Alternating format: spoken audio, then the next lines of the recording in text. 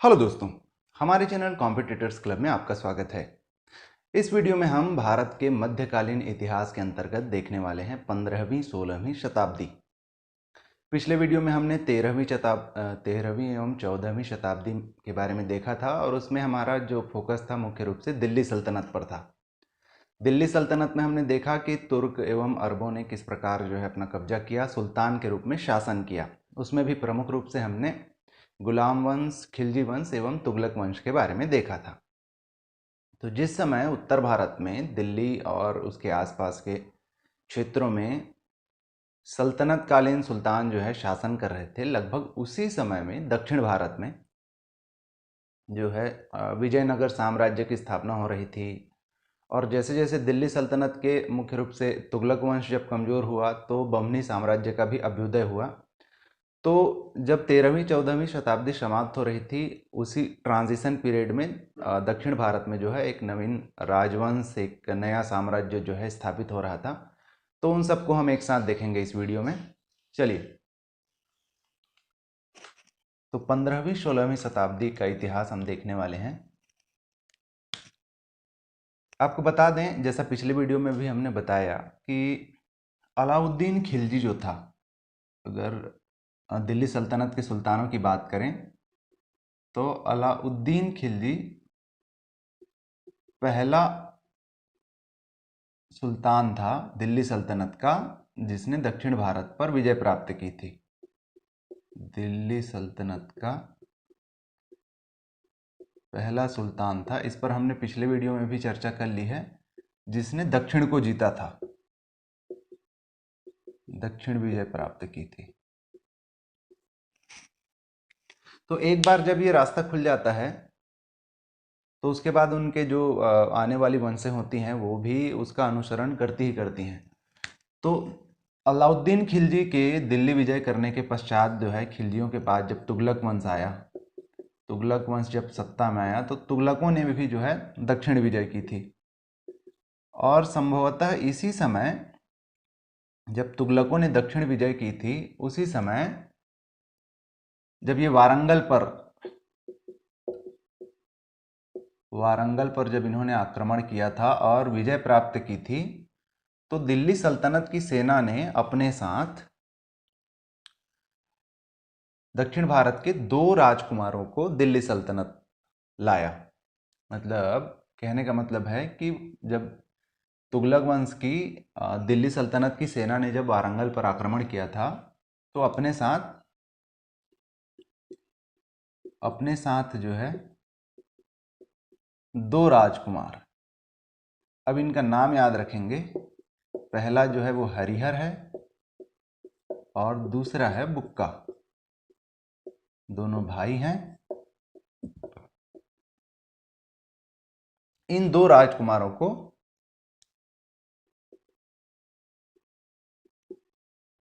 दिल्ली ले गए।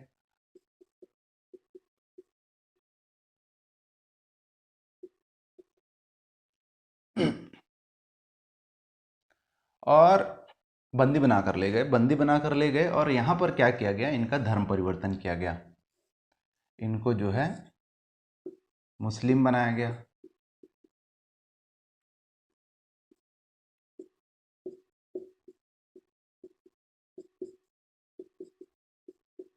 इसके पीछे मंशा ये थी कि अब जब ये मुस्लिम हो गए तो इनको वापस से वारंगल या फिर दक्षिण भेजा जाए और वहाँ पर इनको दिल्ली सल्तनत की जो सत्ता है उसको स्थापित करने को कहा जाए। और इसमें वो कमोबेश सफल भी हुए। तो मुस्लिम धर्म इनको अपनाने को कहा गया और मुस्लिम धर्म अपनाने के पश्चात इनको वापस से जो है दक्षिण भेज दिया गया और कहा गया कि आप दिल्ली सल्तनत की वहाँ पर पकड़ को मजबूत करिए। इन्होंने ऐसा किया भी। थोड़े समय में हरिहर और बुक्का जो है दक्षिण भारत में जम गए। उन्होंने कुछ प्रदेश विजिट किए और वहाँ के लोकल तो वो थे ही, पर जैसे ही ये थोड़े से मजबूत हुए, अब इनके मन में आया स्वतंत्र राज्य करने की। अब इसके पश्चात इनको जो है स्वतंत्र राज्य की इच्छा हुई। स्वतंत्र राज्य की इच्छा के कारण ही 1336 की बात कर रहे हैं, 1336 में हरिहर एवं बुक्का ने हस्तिनावली, जो आजकल जिसे हम जिस जगह को हम्पी के नाम से जानते हैं, तो 1336 में इन दोनों भाइयों ने हस्तिनावली राज्य की स्थापना की। राज्य की स्थापना की, और ये जो हस्तिनावली इन्होंने बनाई, इसकी जो राजधानी थी, इसकी राजधानी थी विजयनगर। इसी के नाम पर बाद में जो है ये साम्राज्य जो बना वो विजयनगर साम्राज्य के नाम से जाना जाता है। तो इस प्रकार विजयनगर साम्राज्य की स्थापना हुई थी। अभी हम देखेंगे कि दक्षिण भारत का अब जो ज़्यादातर राजनीतिक इतिहास होगा वो विजयनगर और इसके आसपास जो है देखने को मिलेगा, यानी इसकी जो घटनाएं हैं वो विजयनगर और इसके आसपास घूमेंगी। चलिए, तो अब दक्षिण भारत में हम देखते हैं जो पहला राजवंश था, इन्होंने जो अपना अब राजवंश जो बनाया हरिहर एवं बुक्का ने दक्षिण भारत में, उसे हम जानते हैं संगम राजवंश के नाम से।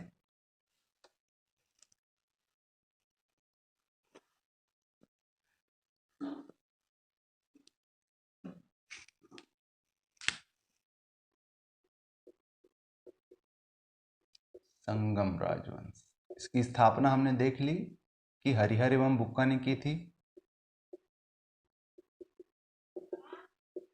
इसके अलावा इनके दो भाई और थे, यानी ये तो दो भाई हो गए। स्थापना हालांकि इन दोनों ने ही की थी। ये जो है हरिहर एवं बुक्का लोग हैं, ये यादव परिवार के चंद्रवंशी शासक के पुत्र हुआ करते थे। ये वास्तव में थे यादव परिवार के चंद्रवंशी शासक।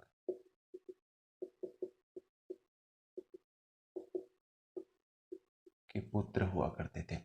तो इनके दो और भाई थे, एक थे आपके मारप्पा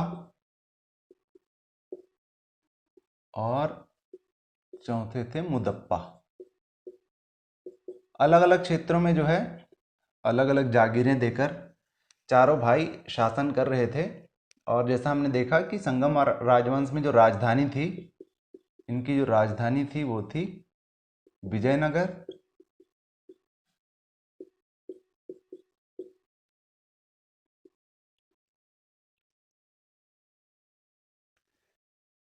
कुछ ज़्यादा बताने लायक नहीं है इसमें, आपके एग्ज़ाम्स, आपके एमसीक्यूज में जो प्रश्न पूछे जाते हैं एग्ज़ाम में उसकी दृष्टि से। तो इसके पश्चात जो है इनके पश्चात हरिहर द्वितीय हुए शासक। अगले जो शासक हुए वो हुए हरिहर द्वितीय। और हरिहर द्वितीय के पश्चात जो शासक हैं वो एक्चुअल में थोड़े से इम्पोर्टेंट हैं, वो हैं देवराय प्रथम। देवराय प्रथम एवं द्वितीय। देवराय प्रथम के पश्चात देवराय द्वितीय। देवराय द्वितीय के समय में इटली का यात्री निकोलो कोंटी,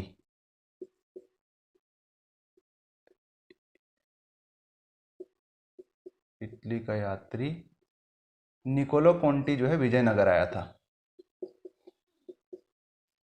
निकोलो कोंटी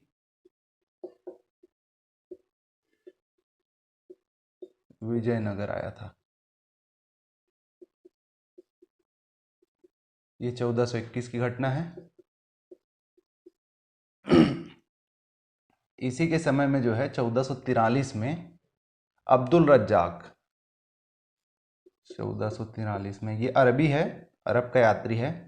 1443 में अब्दुल रज्जाक भी आया था। अब्दुल रज्जाक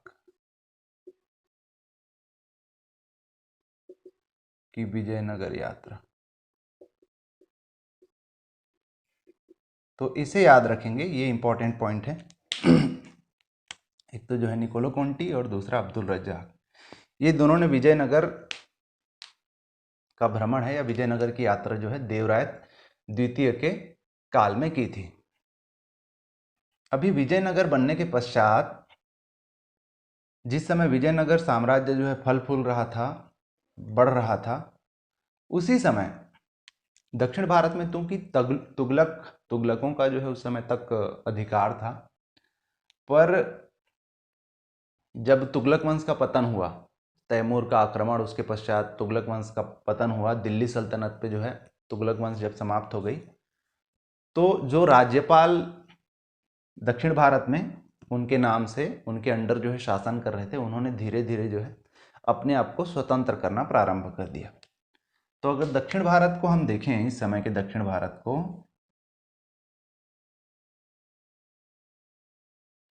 तो ये वाला जो क्षेत्र है जिसमें आपका वर्तमान जो है आंध्र प्रदेश, तेलंगाना,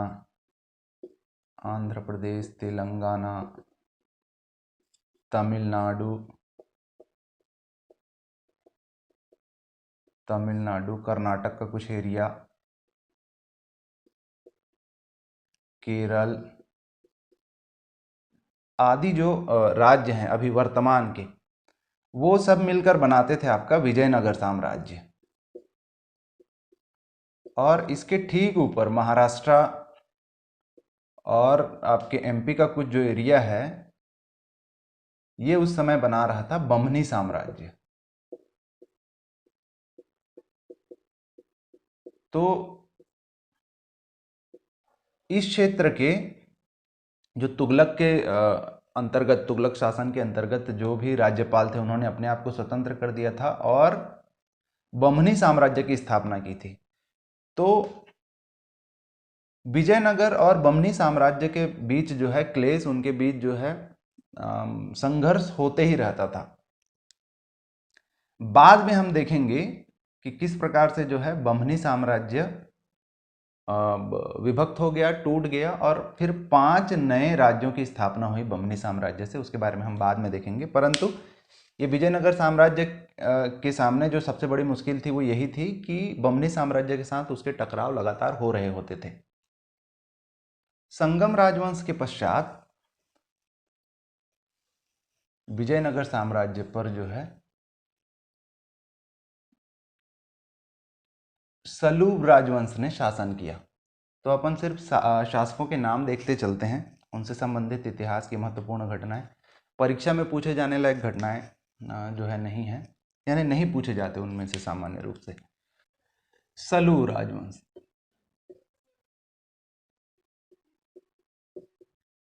सलू एक परिवार हुआ करता था, एक वंश हुआ करता था जो संगम राजवंश के राज परिवार के नज़दीकी थे, यानी उनके साथ उनकी संबंध जो थे, उनकी घनिष्ठता थी।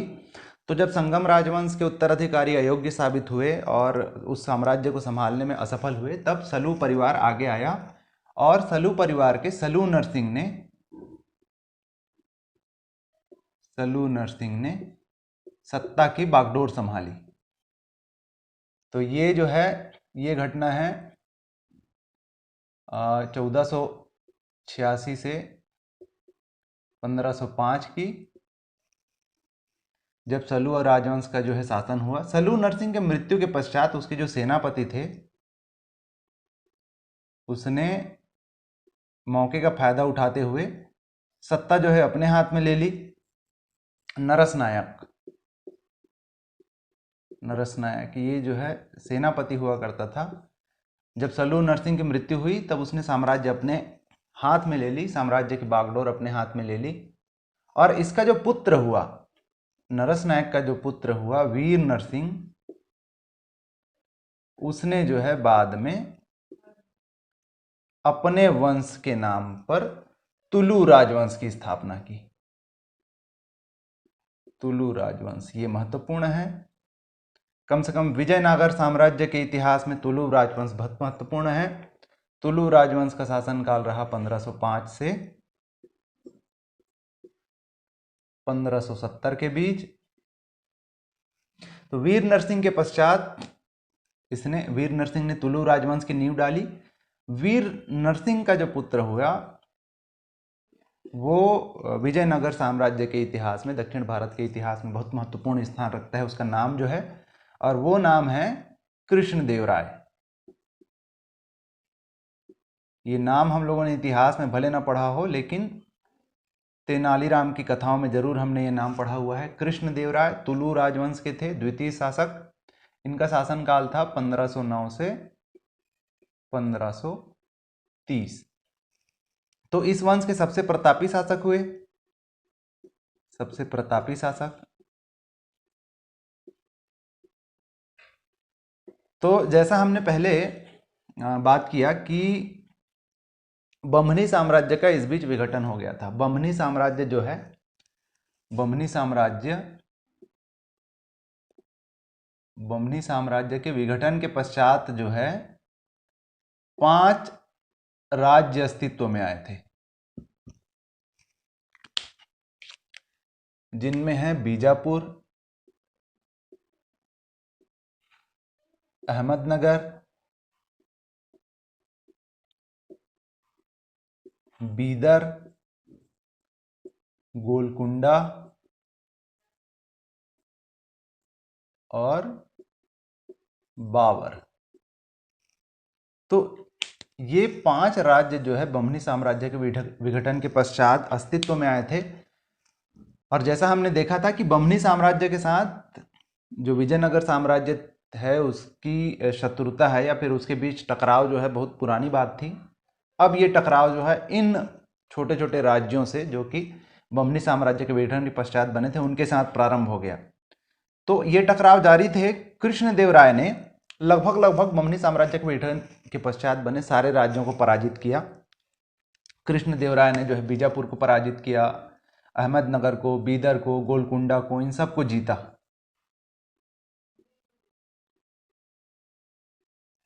और अपने साम्राज्य में वृद्धि की। इसके पश्चात जो शासक हुए, कृष्णदेवराय के पश्चात जो शासक हुए, वो हुए उनके भाई। कृष्णदेवराय के पश्चात उनके भाई जो हैं शासन की बागडोर उन्होंने अपने हाथ में ली, अच्युत राय। तो ये पहले हो गए, ये दूसरे हो गए, तीसरे अपन देख रहे हैं अच्युत राय। अच्युत राय ने जो है 1530 से लेकर 1542 22 साल तक शासन किया। और कृष्णदेवराय ने जो साम्राज्य बनाकर दिया हुआ था उसको एज इट इज रखने में, उसको स्थापित रखने में जो है अच्युत राय ने अपना योगदान दिया। इसके पश्चात जो शासक हुए सदाशिव राय, अगले जो शासक हुए सदाशिव राय।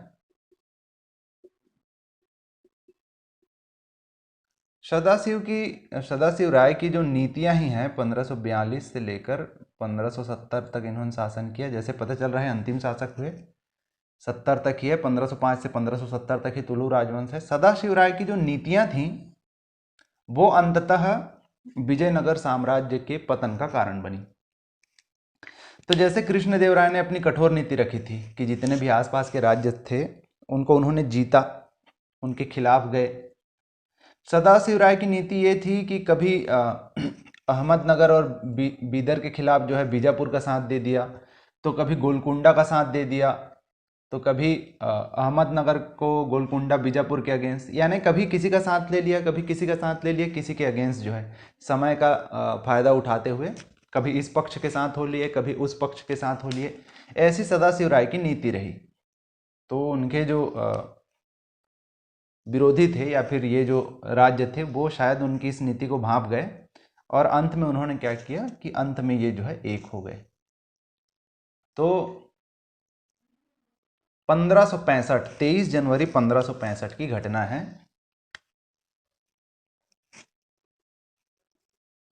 23 जनवरी 1565 की घटना है। तालीकोटा का युद्ध लड़ा गया। तालीकोटा का युद्ध, एक तरफ जो है विजयनगर साम्राज्य था,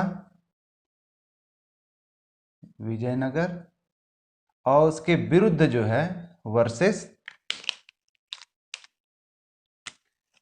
बीजापुर, अहमदनगर, बीदर और गोलकुंडा, बाबर को छोड़ दिया जाए तो बाकी चारों, बीजापुर, अहमदनगर, गोलकुंडा और बीदर की संयुक्त सेना, जाहिर सी बात है कि विजयनगर का टिकना मुश्किल हुआ। विजयनगर की पराजय हुई, घोर पराजय हुई। विजयनगर कहा जाता है कि खंडहर में तब्दील हो गया। तो इस प्रकार जो है विजयनगर साम्राज्य का पतन हुआ।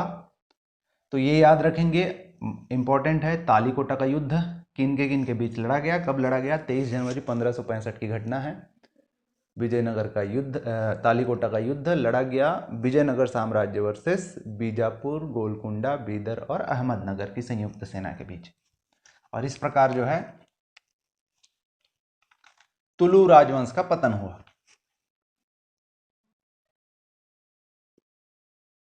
जो सदाशिव राय था, ध्यान देंगे, सदाशिव राय हालांकि ये तुलु राजवंश का अंतिम शासक हुआ और इसकी नीति के बारे में अभी हमने बात की। तो सदाशिव राय जो है वो अपनी नीतियों के लिए राम राय और उसके भाइयों पर बड़ा आश्रित हुआ करता था। सदाशिव राय की हम बात कर रहे हैं तो सदाशिव राय जो है, ये नाम याद रखेंगे, राम राय और उसके भाई, राम राय व ब्रदर्स, उनके भाई, इन पर जो है सदाशिव राय आश्रित था। सदाशिव राय अपनी नीतियों के लिए, अपनी सफलता असफलता के लिए राम राय व उसके भाई के, ये नाम का उल्लेख करना इसलिए महत्वपूर्ण है क्योंकि जब विजयनगर खंडहर के रूप में तब्दील हो चुका था, विजयनगर की जब भारी पराजय हुई थी, तब भी विजयनगर साम्राज्य को पूरी तरीके से नष्ट होने से बचाने के लिए, उसका अस्तित्व बचाए रखने के लिए जो व्यक्ति सामने आए वो आए राम राय के भाई तिरुमल। और तिरुमल ने जो है सदाशिव राय को पदच्युत कर, क्योंकि अब सदाशिव राय की इतनी भारी पराजय हुई थी, सदाशिव राय को उसके भाई ने, राम राय के भाई ने, तिरुमल ने सदाशिव राय को पदच्युत किया। तिरुमल के भाई हैं, सदाशिव राय को पदच्युत करके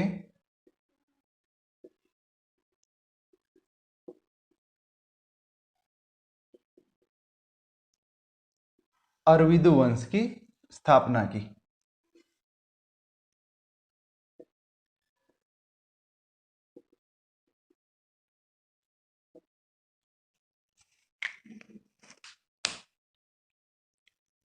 वापस लौटते हैं दिल्ली सल्तनत की तरफ। दिल्ली सल्तनत में तुगलक वंश के पतन के पश्चात, तैमूर के आक्रमण के पश्चात जब तुगलक वंश का पतन हुआ, तो तुगलक वंश के पतन के पश्चात दिल्ली पर कोई वारिस बचा नहीं है, दिल्ली पर कोई मजबूत दावेदारी पेश करने वाला बचा नहीं। ऐसे समय में एक अफगानी, बहलोल लोदी जिसका नाम है, बहलोल लोदी, अफगान का रहने वाला, इसने जो है दिल्ली सल्तनत पर आक्रमण किया और अपना अधिकार स्थापित किया, दिल्ली पर अधिकार स्थापित किया और स्वयं को सुल्तान घोषित किया।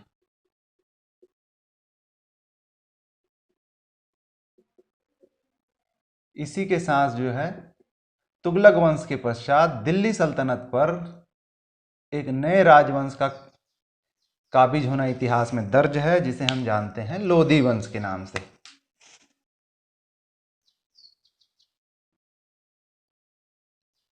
लोधी वंश।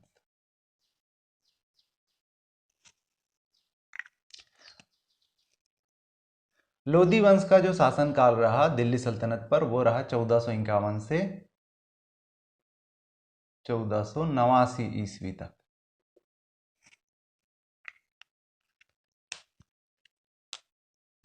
तो पहले शासक हुए बहलोल लोधी, बहलोल लोदी के बाद जो उनके वारिस हुए वो हुए सिकंदर लोदी। सिकंदर लोदी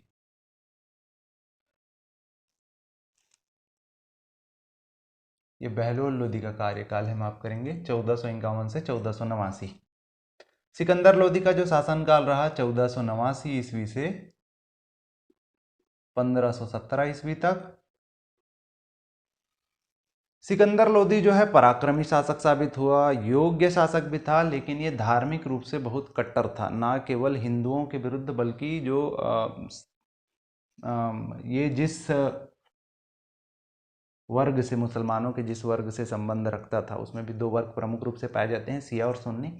तो उसके अलावा जो दूसरे वर्ग होते थे उन पर भी ये जो है बहुत जुल्म करता था, धार्मिक रूप से बहुत कट्टर था, यानी कि ये जो योग्य था, पराक्रमी था, लेकिन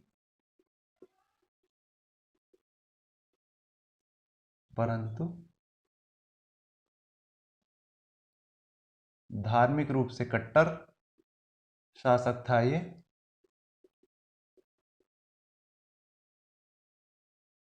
सिकंदर लोदी के पश्चात जो अगले शासक होते हैं वो इतिहास में कई कारणों से अपना नाम दर्ज करा गए हैं। उनका नाम है इब्राहिम लोदी।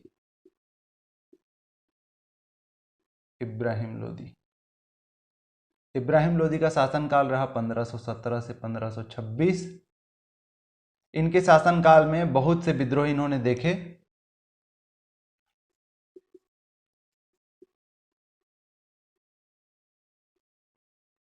ये विद्रोह स्वाभाविक भी थे, क्योंकि जब भी कोई बाहर से आकर शासन करना प्रारंभ करता है तो कुछ लोग जो हैं इसमें साथ देते हैं, कुछ लोग जो हैं उसको पसंद नहीं करते। किसी बाहरी से किसी बाहरी के अधीन जो है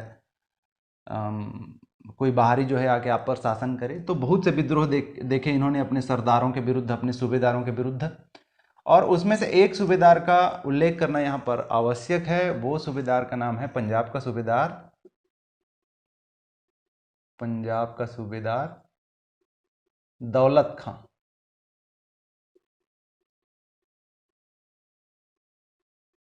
ये नाम का उल्लेख इसलिए आवश्यक है क्योंकि दौलत खां ने विद्रोह करके अपनी सहायता के लिए, दौलत खां ने जो है अपनी सहायता के लिए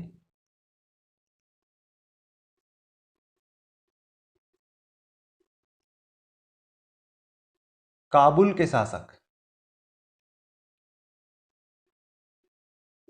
जानते हैं कौन को, बाबर को न्योता दिया।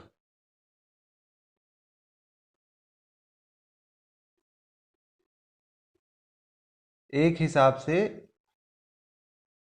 मुगलों को भारत आने के लिए आमंत्रण दे दिया। और बाबर ने जो है फिर 1526 में क्या किया वो इतिहास है। बाबर ने 1526 में भारत पर आक्रमण किया। 1526 की ये घटना है, पानीपत का मैदान है जहां पर लड़ाई लड़ी गई और उसे हम जानते हैं पानीपत का प्रथम युद्ध।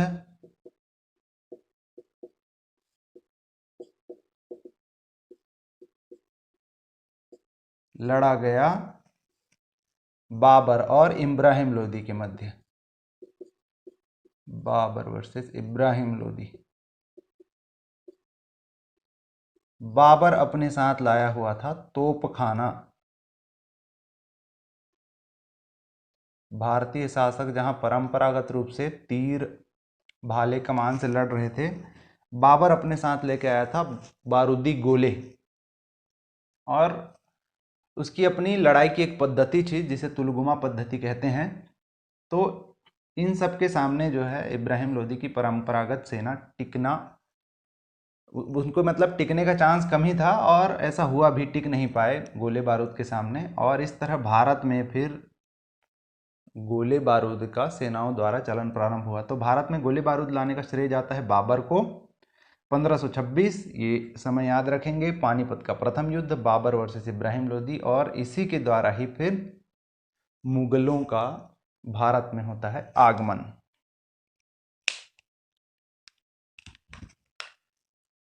इब्राहिम लोदी के बारे में बताने के लिए कि इब्राहिम लोदी जो है कोई मतलब कमजोर प्रतिद्वंदी नहीं था। इब्राहिम लोदी ने जो है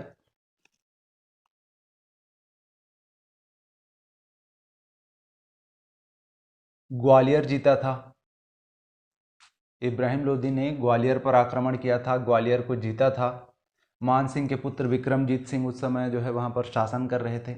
इब्राहिम लोदी ने मेवाड़ के राजा, उस समय के जो राजा थे राणा सांगा पर भी आक्रमण किया था। हालांकि मुंह की खानी पड़ी थी, राणा सांगा जो बहुत पराक्रमी थे। लेकिन कहने का तात्पर्य है कि इब्राहिम लोदी भी स्वयं कोई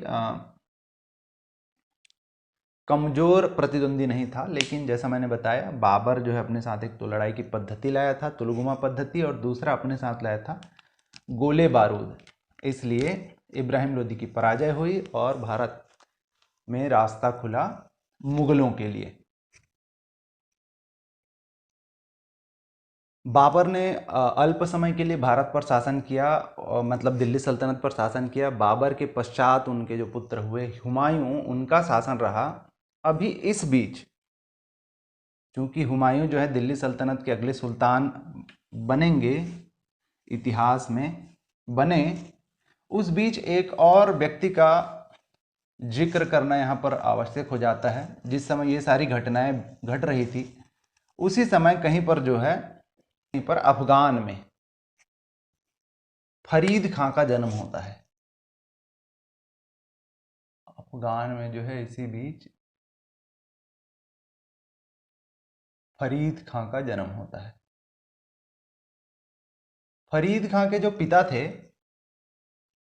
हसन खां, इनके जो पिता थे हसन खां,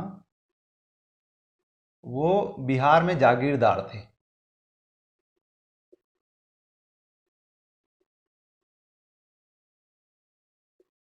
जागीरदार थे। फिर फरीद खां की जो है, फरीद खां की शिक्षा के लिए उनके पिता ने उसको जौनपुर भेज दिया। जो शिक्षा दीक्षा हुई जौनपुर में हुई। जौनपुर में रहते हुए उसने जो है अरबी व फारसी के साहित्य को पढ़ा, और मेधावी छात्र होने के कारण उस पर महारत हासिल की। उसके पिता ने जब देखा कि उसका पित्र जो है, उसका जो पुत्र है वो मेधावी है, उसने उसको अपने अधीन कुछ जागीरों में हिस्सा दिया, ताकि उसको जो है भविष्य के लिए अनुभव प्राप्त हो सके। इसी बीच जो है, चूंकि फरीद खां की जो माँ थी वो सौतेली माँ थी, वो पसंद नहीं करती थी इसको, तो वो बार बार कोशिश करते रहती थी कि हसन खां और फरीद खां के बीच जो है दूरी बनी रहे। यही सब चीज़ को देखते हुए फरीद खां का रहना जो है अपने घर में नहीं हुआ ज़्यादातर समय, और अपने युवावस्था में फरीद खां ने, देखिए, एक तो जो है इब्राहिम लोदी के दरबार में रहे, ये इब्राहिम लोदी के दरबार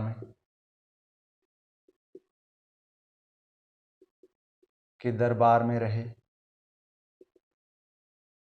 इसके अलावा ये बाबर के यहाँ भी नौकरी की इन्होंने, बाबर के दरबार में रहे ये। इसके अलावा जो है सुल्तान मोहम्मद, बिहार के सुल्तान हुआ करते थे, सुल्तान मोहम्मद,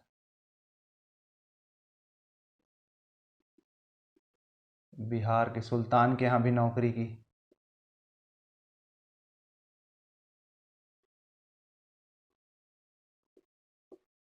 तो बड़ा लंबा प्रशासनिक अनुभव हुआ इनको, अलग अलग दरबारों में, अलग अलग हैसियत में, अलग अलग पदों पर काम करते करते हुए फरीद खां को बहुत अनुभव हो चुका था प्रशासन का। अब जब ये सुल्तान मोहम्मद के यहाँ काम कर रहे थे, तो उसी समय सुल्तान मोहम्मद की मृत्यु हो गई। सुल्तान मोहम्मद की जब मृत्यु हुई बिहार के सुल्तान की, तो उनके जो पुत्र थे वो उस समय अल्पायु में थे। जलाल खां, इनके जो पुत्र थे जलाल खां, ये बहुत छोटे थे। इसलिए फरीद खां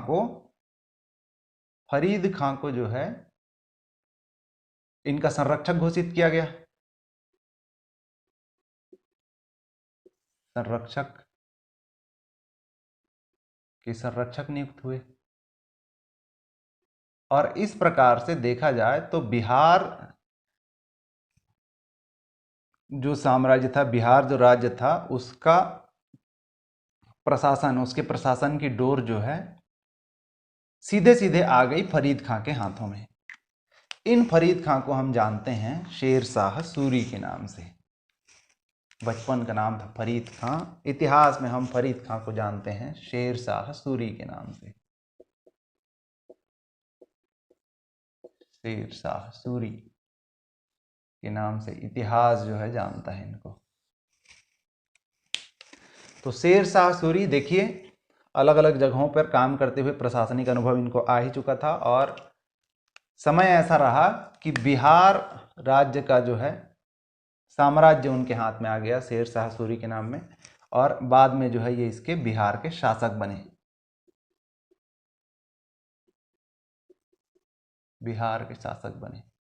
बिहार के शासक रहते हुए, क्योंकि प्रशासनिक अनुभव इनको था ही, थे भी वो योग्य शासक थे, तो अब ये शासन को जो है बहुत अच्छी तरीके से चलाने लगे। चुनार पर इन्होंने अधिकार कर लिया। कुछ महत्वपूर्ण घटनाओं को अगर हम देखें इनके शासनकाल की, तो चुनार पर इन्होंने अधिकार किया, चुनार को जीत लिया, चुनार पर अधिकार कर लिया बिहार के शासक होते हुए। ये महत्वपूर्ण क्यों है चुनार पर अधिकार? क्योंकि चुनार जो जगह है वहां पर इब्राहिम लोदी का सरकारी खजाना, यानी चुनार पर जो है इब्राहिम लोदी का सरकारी या फिर जो राजसी जो था, शाही खजाना रखा हुआ था।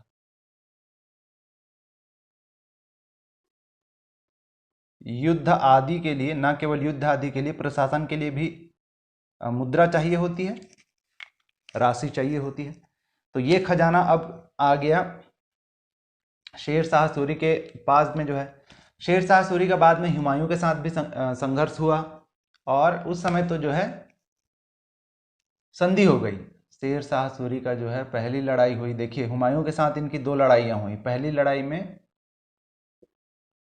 हुमायूं चूंकि दिल्ली सल्तनत पर काबिज था, और उसने देखा कि ये दिल्ली सल्तनत, ये बिहार, उसके पड़ोसी राज्य जो है, उसके पड़ोसी राज्य में ही एक शासक जो है बहुत तेजी से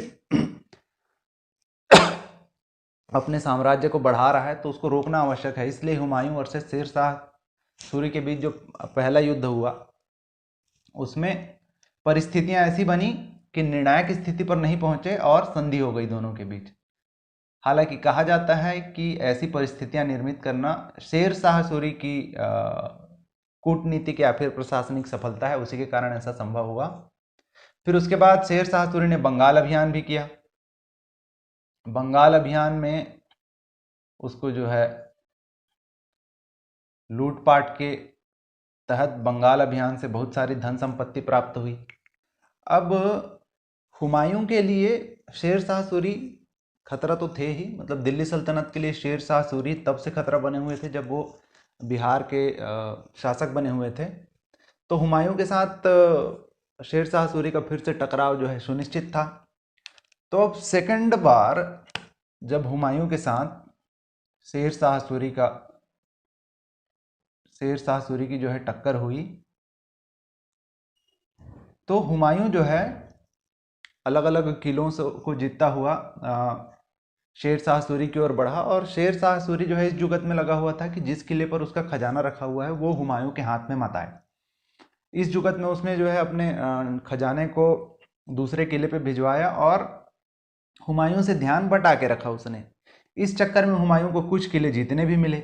अब इस जीत से उत्साहित होकर हुमायूं क्या है, मगन हो गया। 7-8 महीने जो है वो भोग विलास में मगन हो गया। उस बीच शेर शाह सूरी ने अपनी तैयारी फिर से की, और अब जो दो युद्ध हुए शेर शाह सूरी वर्सेस हुमायूं का, वो बहुत महत्वपूर्ण है। उनके नाम महत्वपूर्ण है, उनका समय महत्वपूर्ण है। पहला तो जो है 1539 का चौसा का युद्ध।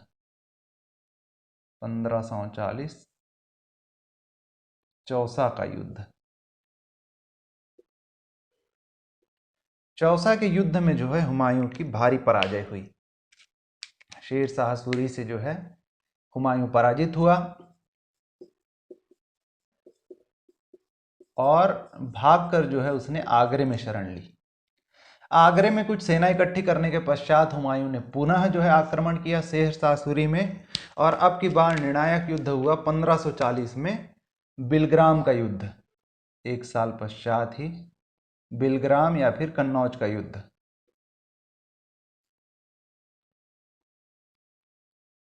इस युद्ध में भी हुमायूं की पराजय हुई और हुमायूं जो है भारत छोड़ने को विवश हो गया।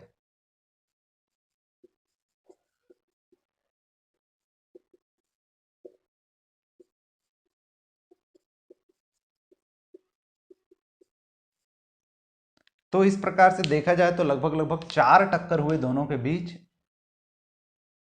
किसी में भी जो है हुमायूं जीतने में सफल नहीं हुआ, मतलब इसके लिए अल्पकालीन सफलता जरूर हुमायूं को हाथ लगी थी, जो कि वास्तव में देखा जाए तो शेर शाह सूरी के ही प्लानिंग का हिस्सा था। तो इस प्रकार से हुमायूं पराजित हुआ और दिल्ली सल्तनत, जहां पर अब मुगल शासन कर रहे थे, उस पर अधिकार हो गया शेर शाह सूरी का। तो 1540 में वास्तव में दिल्ली सल्तनत की अगर हम बात करें, दिल्ली साम्राज्य की बात करें, तो वहां पर कब्जा होता है शेर शाह सूरी का। 1540 से 1545 तक इसने शासन किया वहां पर दिल्ली पर। तो 1540 में इनका जो है राज्याभिषेक हुआ शेर शाह सूरी का, दिल्ली व आगरा के शासक के रूप में।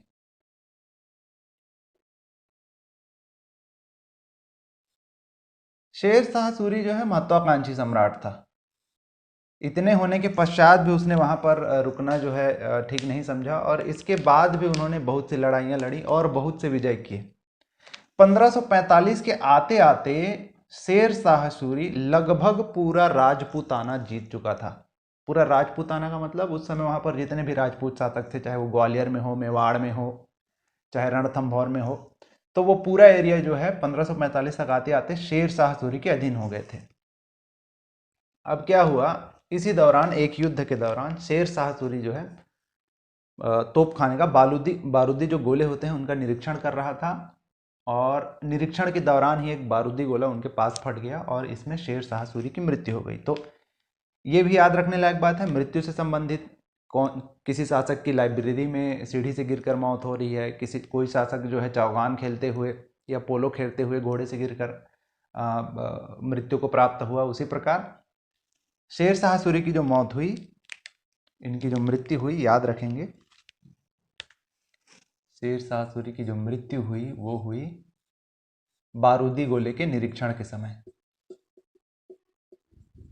गोले के निरीक्षण के समय फट जाने से। दुर्भाग्य से शेर शाह सूरी के पश्चात उसके जो वंशज हुए, उसके जो वारिस हुए, वो अयोग्य थे, और इस प्रकार उनके भी वंश का यहाँ पर पतन होता है। तो शेर शाह सूरी जो है महत्वपूर्ण इसलिए भी कि हम देखते हैं कि अफगान के एक छोटे से, एक सामान्य से परिवार से वो पले बढ़े। माता पिता का सुख उनको मिला नहीं, क्योंकि माता सौतेली थी, इसी कारण पिता का भी सुख नहीं मिला, लेकिन अपनी योग्यता के बल पर अलग अलग जगहों पे उन्होंने काम करते हुए और उनसे सीखते हुए, उनसे एक्सपीरियंस लेते हुए, पहले तो वो बिहार के सुल्तान बने और उसके पश्चात दिल्ली सल्तनत पर उनका कब्जा हुआ, दिल्ली और आगरा के सुल्तान बने। तो यहाँ पर हम समाप्त करते हैं 15वीं-16वीं शताब्दी का ये वाला अध्याय। इसके पश्चात के वीडियो में हम देखेंगे भक्ति आंदोलन के बारे में। सूफी संप्रदाय के बारे में हम पहले के वीडियोस में देख चुके हैं, अगर वो आपने अभी तक नहीं देखा हुआ है तो आप हमारे चैनल की प्लेलिस्ट पर जाकर देख सकते हैं। अगले वीडियो में हम देखेंगे भक्ति आंदोलन के बारे में, जिसमें फिर हम रामानंद, आपके कबीर दास, तुलसीदास आदि के बारे में देखेंगे। आज के लिए बस इतना ही। आशा करते हैं ये वीडियो आपको पसंद आया होगा। इसे लाइक करिए, अपने दोस्तों के साथ शेयर करिए और हमारे चैनल कॉम्पिटिटर्स क्लब को सब्सक्राइब करिए। Thank you.